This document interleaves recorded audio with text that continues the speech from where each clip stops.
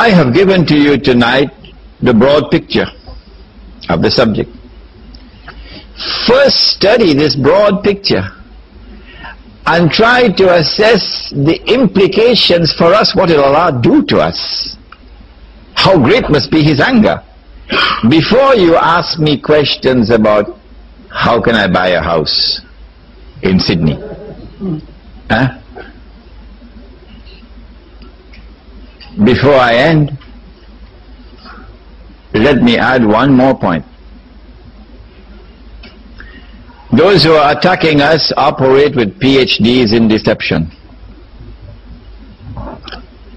If there are 10 Muslims and they're able to get 6 of them to borrow money and interest from the bank to buy a house or to buy a car or to build an Islamic school, 4 Muslims have resisted.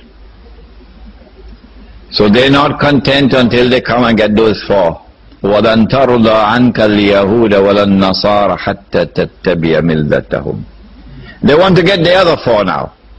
The ones who want to remain faithful to Allah and His Messenger. So how do they get them? They get them with something called an Islamic bank. Yes, an Islamic bank. Guess what the Islamic bank does? I have to tell you this one before I finish. What the Islamic bank does, 9 times out of 10, is to give you backdoor riba. Example, probably the most prominent of all examples of all the trading of the Islamic banks. In Islam, the norm of a business transaction is a cash transaction. And a credit transaction is the exception to the norm. A credit transaction will be one in which you're given time to pay, okay? The norm of a business transaction in Islam is a cash transaction. And so in Islam, market price is always cash price. Umar radiallahu ta'ala anhu came into the market and found a man selling his goods at less than the market price. Umar said to him, get out, raise your price or get out of our market. You lower your price to cut the throat of your competitors. And when they collapse, then you take control of the market and you raise your price. So, market price is cash price. A house is on sale for $100,000. I don't have the 100,000 to buy it. Islamic Bank says no problem. Islamic Bank says we'll buy it for 100,000 and then we'll sell it to you for 400,000. What did you say? Huh? I didn't hear you. We'll buy it for 100,000 and we'll sell it to you for 400,000. Huh? Why would I buy from you for 400,000 when it's on sale for 100,000?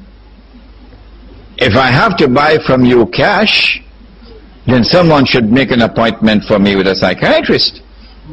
Huh? I'm mentally unsound. No, you're not buying from me cash.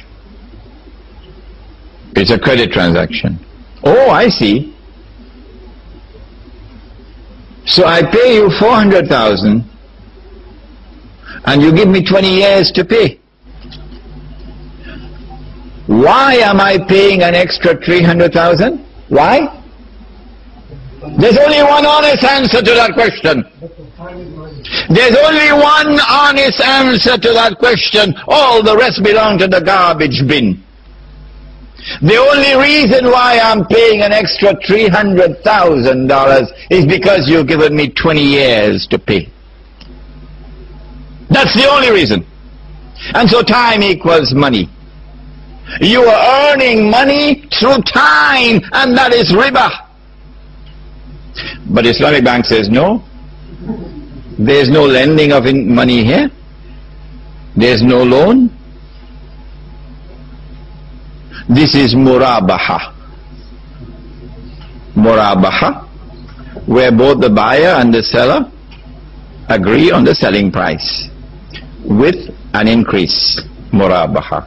No, it ain't murabaha. It's backdoor riba. Around the world today, Islamic banks, Islamic financial institutions are peddling murabaha and declaring that this is a halal transaction, and there are no shortage of muftis. If you are comfortable with this murabaha, I have not been appointed to stop you. No. But those of you who can see that this is backdoor riba, you would avoid it. They didn't get you to the front door, so they won't get you to the back door. And then there is that other famous method of hiding the riba in a lease. A lease. But the interest is embedded in the lease contract. The price at which you are leasing the article includes the interest in the price. And so where you think that this is a straight lease contract, a rental contract, it is more than that. It is a rental contract in which the riba is incorporated into the rental price. Do not therefore allow yourself to be trapped by backdoor riba. If we do this, if we borrow on interest, or if we lend on interest, put our money in a fixed deposit. Let me quote the last hadith and we'll now end. What are the implications for us? They can't change this hadith. No. This is Sahih hadith. The Prophet Muhammad ﷺ cursed all four. And he said that they're all equally guilty. He cursed all four. And he said that they were all equally guilty. The one who takes riba, the one who gives riba, the one who records the transaction, and the two witnesses. And he said they're all equally guilty. If they're all equally guilty, what is the implication? What is the punishment? What is the punishment for the one who is taking riba? It is there in the last revelation. وَمَنْ عَادَ فَأُولَٰئِكَ أَصْحَابُ النَّارِ هُمْ فِيهَا خَالِدُونَ. If you are taking riba, even after this revelation has come, then not only do you belong to the hellfire, but more than that, you remain there forever. Forever. That is the punishment for the one who is taking riba. What is the punishment for the one who is giving riba? He borrowed money on interest to buy a house. And even after this lecture, he would not make tawbah. He would not go back home and sit down with his wife and say, we have committed sin. We must get out of this. We must make tawbah. We must seek istighfar from Allah. And we have to get out of this riba as soon as we can. No, no, no, no. He's not convinced. He still continues to write the check every month to pay the interest and to pay the mortgage. The Prophet said that his sin is equal to the one who is taking riba.